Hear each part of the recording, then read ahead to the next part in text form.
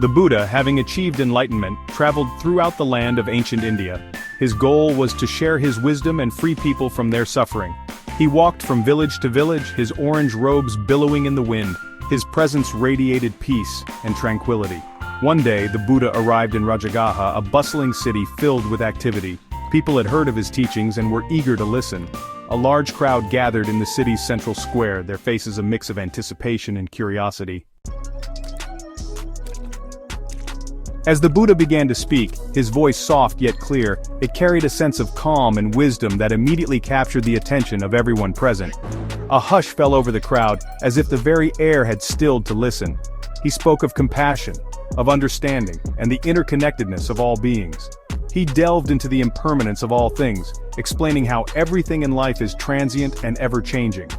But just as he was emphasizing the importance of mindfulness and inner peace, a sudden commotion erupted at the edge of the crowd. A man, his face contorted in anger and frustration, pushed his way through the gathered people with forceful determination.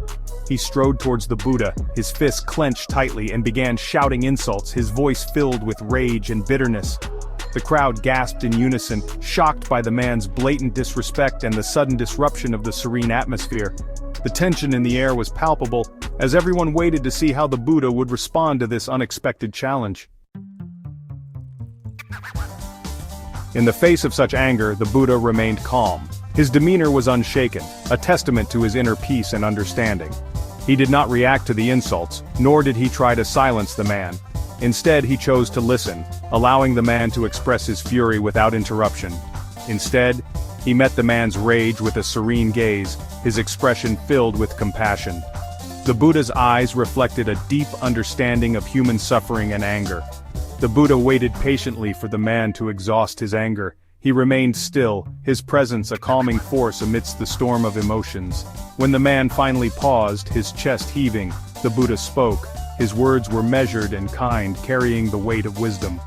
His voice, though gentle, was firm as he asked the man, "If you offer a gift to someone and they do not accept it, to whom does the gift belong?" The question hung in the air, inviting reflection and introspection.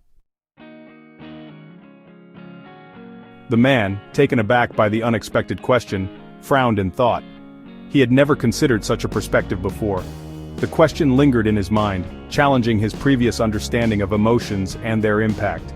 He mumbled, "Well, if they don't accept it, then the gift still belongs to me, of course."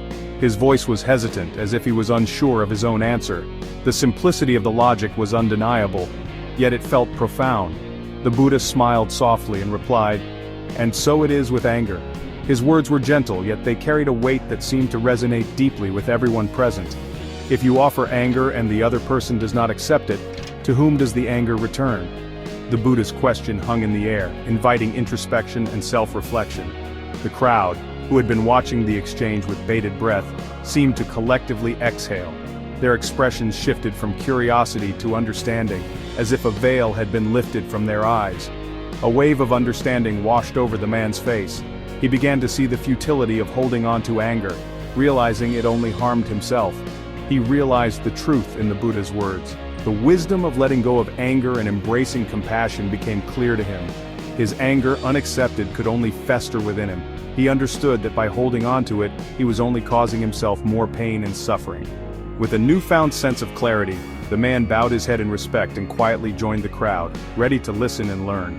He felt a sense of peace wash over him, knowing he had taken the first step towards a more compassionate and understanding life.